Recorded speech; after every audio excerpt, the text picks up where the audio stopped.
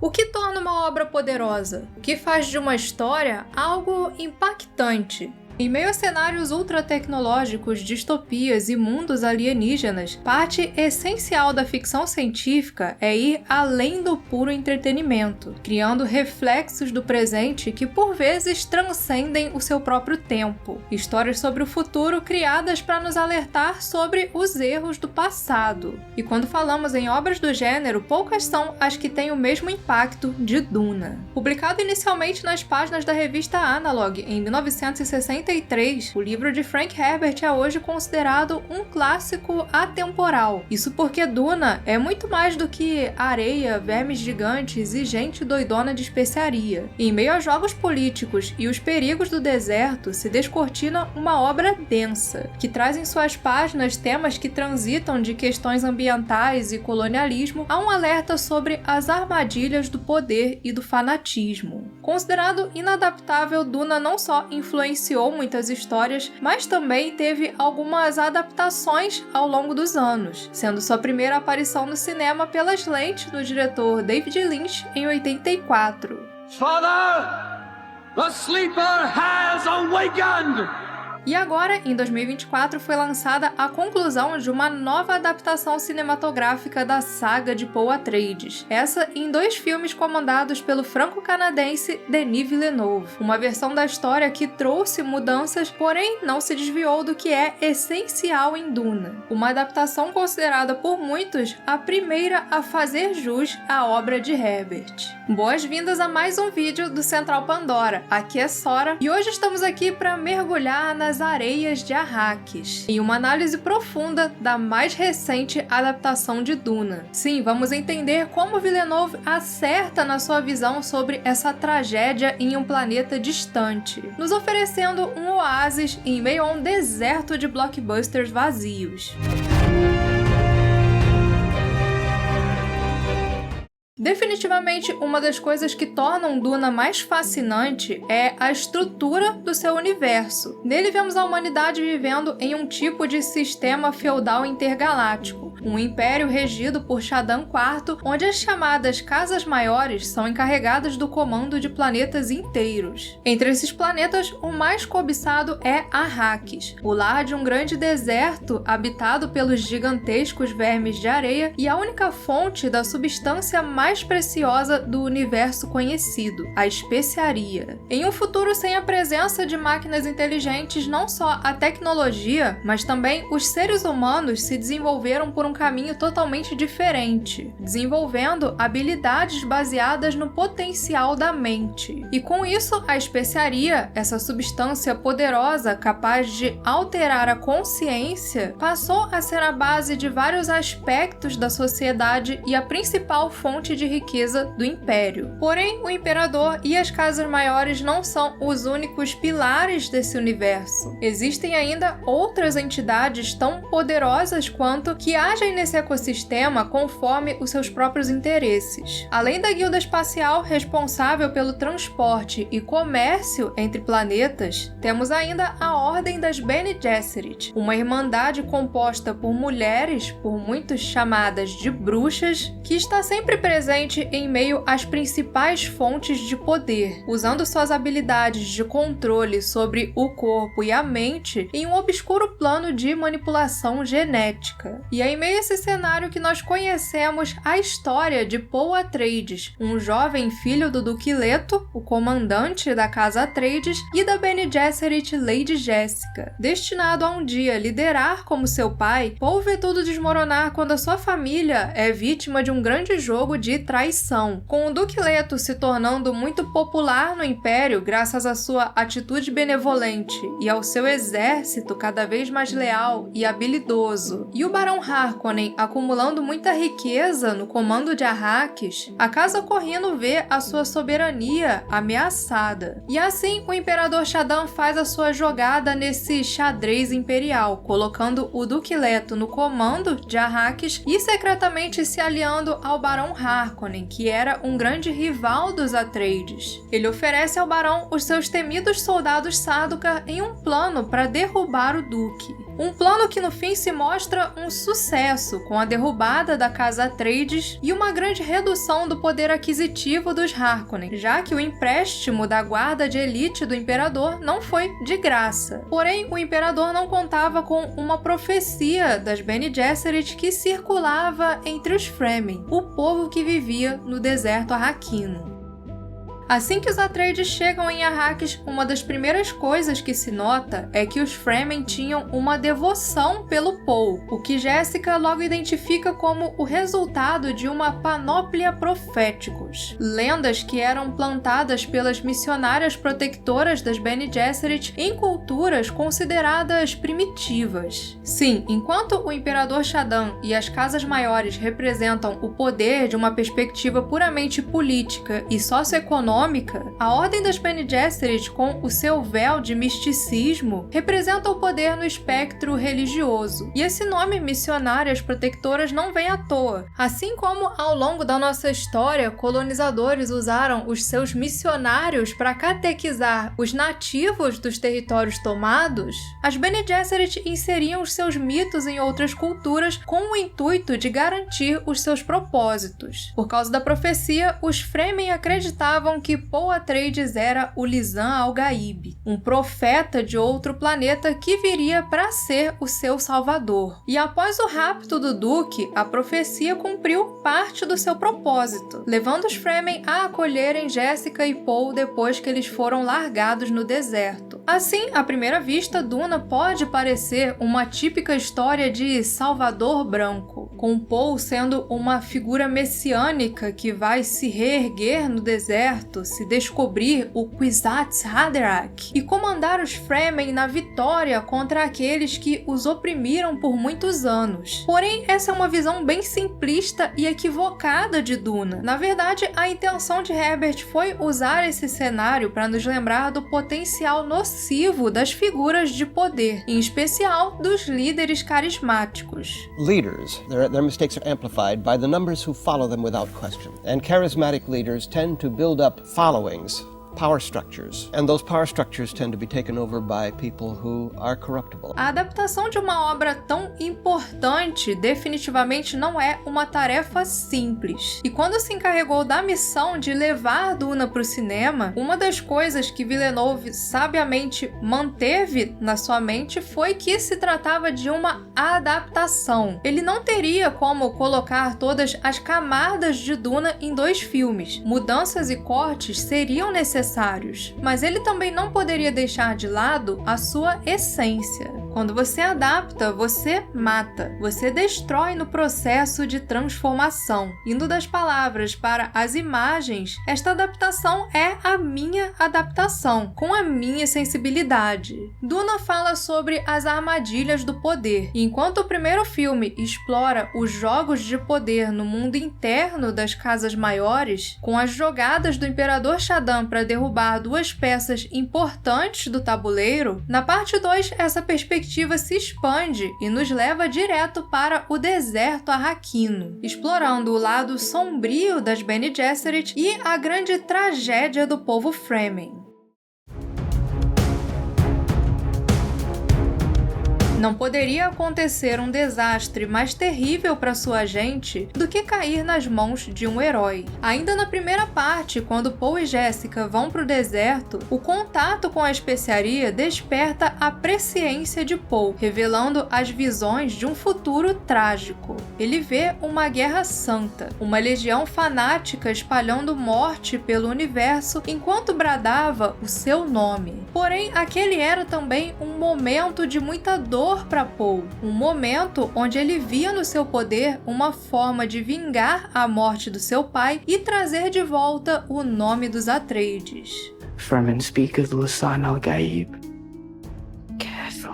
Uma coisa importante de se entender sobre a presciência em Duna é que ela nunca tem um único caminho. Aqueles que dominam o dom da presciência, na verdade, conseguem enxergar diferentes ramificações do futuro. E Paul, com a sua presciência ainda despertando, não tem nenhum controle sobre essas visões. Por isso, ao longo do próprio filme, nós vemos ele tendo visões de eventos que no fim se concretizam de forma bem diferente. E nesse momento inicial, quando quando se encerra a primeira parte, nós espectadores estamos tão confusos em relação a isso quanto o próprio Paul. Por fim, quando ele e Jessica são acolhidos pelos Fremen, o sentimento de urgência dá lugar a um misto de melancolia e apreensão. Será mesmo o futuro tão sombrio? Ou Paul Atreides se tornaria o herói dos Fremen? As respostas para essas questões começam a surgir com a chegada da parte 2. Iniciando logo após os eventos do primeiro filme, a segunda parte começa com Paul e Jessica diante de um Sith dividido. Enquanto alguns Fremen acreditavam na divindade de Paul, outros achavam que ele não se passava de um falso profeta, um estrangeiro querendo se aproveitar do poder do seu povo, se colocando na posição de líder. Uma coisa interessante dessa adaptação é que ela coloca diferenças culturais até mesmo entre os próprios Fremen. Enquanto as tribos do sul, chamadas de fundamentalistas, acreditavam na profecia do Mahdi, as do norte se mantinham céticas. Para eles, os Fremen só poderiam ser liderados por um Fremen. Uma mudança que, aliás, faz muito sentido considerando que os Fremen são um povo com tribos que estão espalhadas pelo planeta inteiro e levando em conta também uma lenda Fremen que é contada pelo Frank Herbert nos livros. Segundo essa lenda, os Fremen não são um povo nativo de Arrakis. Sua ancestralidade vem dos chamados peregrinos zen-sunitas, um grupo que viajava por diversos planetas fugindo da opressão dos invasores imperiais. Acredita-se, aliás, que esses ancestrais vêm de diferentes pontos do universo, porém não existem registros sólidos desse passado, o que torna essa história um rumor até mesmo entre os próprios Fremen. E eu nem sei se o Denis Villeneuve sabia dessa história, mas eu acho que combina muito com essa ideia nova sobre os Fremen que ele colocou no filme. Mas enfim, era inegável que Paul Atreides tinha sido criado para ter um grande destino, para ser uma figura de importância e que ele via nos Fremen a sua grande esperança de chegar até o Imperador e vingar a morte do seu pai. Assim, ele começa a usar não apenas os ensinamentos dos seus mentores, mas também o treinamento Bene Gesserit oferecido pela sua mãe para ganhar a admiração daquele povo, dominando o deserto e lutando ao lado daqueles guerreiros com a promessa de ser a sua principal chave na sua vingança contra os Harkonnen. Se mostrando um forte aliado e sempre dizendo o que os Fremen queriam ouvir, ele logo é aceito como um guerreiro Fedaykin,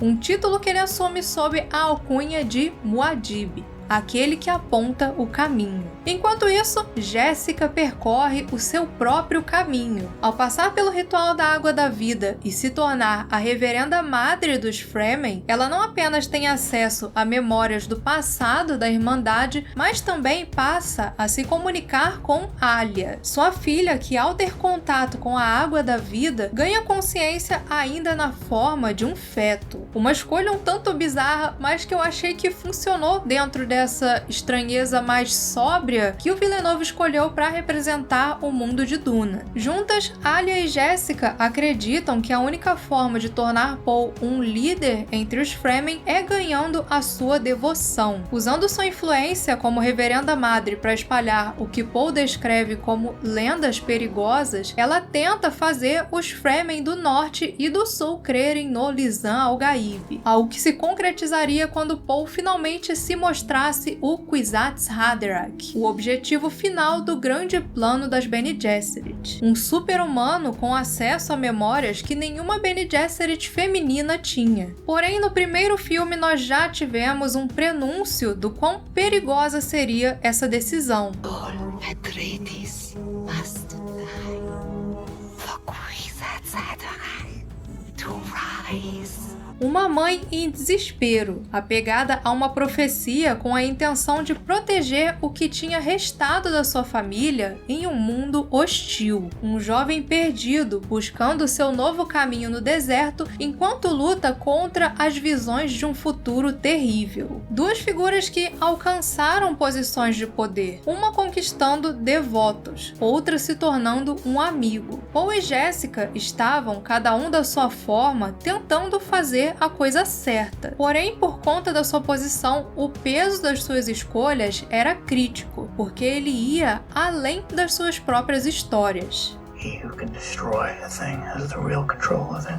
Duna é um alerta sobre figuras de influência carismáticas, mas que se diferencia por não colocar essas figuras como indivíduos necessariamente ruins, e sim como pessoas, às vezes, bem intencionadas, inseridas em sistemas de natureza cruel e injusta. Sim, líderes nada mais são do que pessoas que fazem escolhas. E, assim como eu ou você, são pessoas que nem sempre estão certas nessas escolhas, que também podem ser influenciadas ou corrompidas. Por isso ele nos lembra que, por mais que alguém pareça muito forte ou correto nas suas decisões, é preciso sempre questionar, é preciso entender que quando se trata de figuras de influência, o que está ali nas mãos dela é também a sua história. Quando olhamos para a figura exageradamente repugnante e sádica dos Harkonnen, é fácil ver o mal no seu império e nas suas ações, mas isso se torna mais complicado quando nós voltamos os nossos olhos para o Duque Leto, um homem nobre, empático, que trata bem os seus súditos, e no fim, ambos, independente do seu compasso moral, são integrantes passivos de um mesmo sistema, uma política de exploração e guerras focada em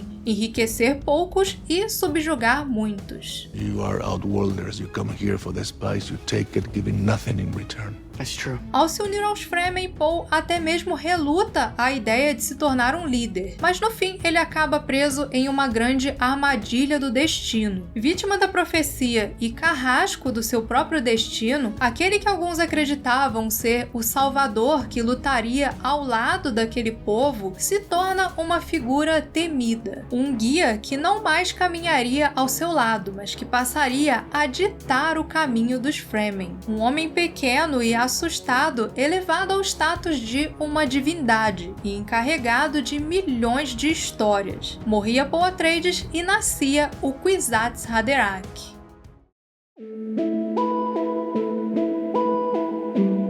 Quando a religião e a política viajam no mesmo carro, os condutores acreditam que nada é capaz de ficar no seu caminho. Seu movimento torna-se impetuoso, cada vez mais rápido. Deixam de pensar nos obstáculos e esquecem que o precipício só se mostra ao homem em desabalada carreira quando já é tarde demais. A história dos Fremen em Duna pode muito bem ser descrita como uma jornada trágica. Um povo que inicialmente era combatido pelos malignos Harkonnen e que acaba submetido ao poder devastador de um Messias. Uma destruição que nessa adaptação é muito bem representada na evolução narrativa de Stilgar. No filme, Stilgar é um dos Fremen do Sul e a sua crença no Lisan al-Gaib chega a ser engraçada. Não à toa que já está até rendendo uns memes por aí. Mas o que nos dois primeiros atos parece uma piada, um alívio cômico feito para arrancar risadinhas nas salas de cinema, esconde um significado bastante sombrio.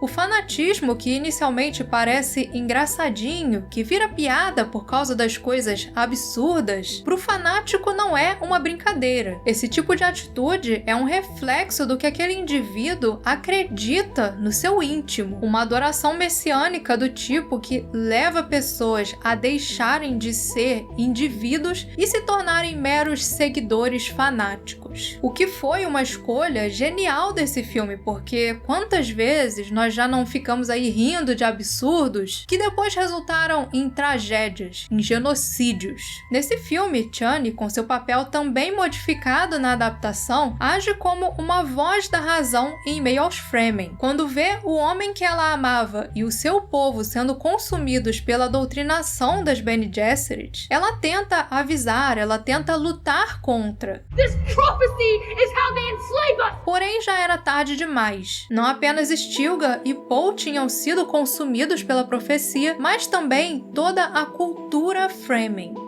Um momento bem interessante é quando o Paul fica inconsciente depois de ter ingerido a água da vida, o que nós sabemos que foi uma das maquinações da Lady Jessica para despertar nele o Kwisatz Haderach. Segundo a profecia, Chani deveria, com uma lágrima, despertar o seu amado, mas já percebendo que se tratava de armação, ela se recusa a salvar Paul. Por fim, ela só faz isso porque Jessica usa nela o poder da voz. Uma cena onde o filme reforça, para quem ainda tinha alguma dúvida, que não existia nenhum milagre ali, apenas manipulações das Bene Gesserit que usavam a religião como uma forma de garantir o seu poder na política do Império. We are Bene Gesserit.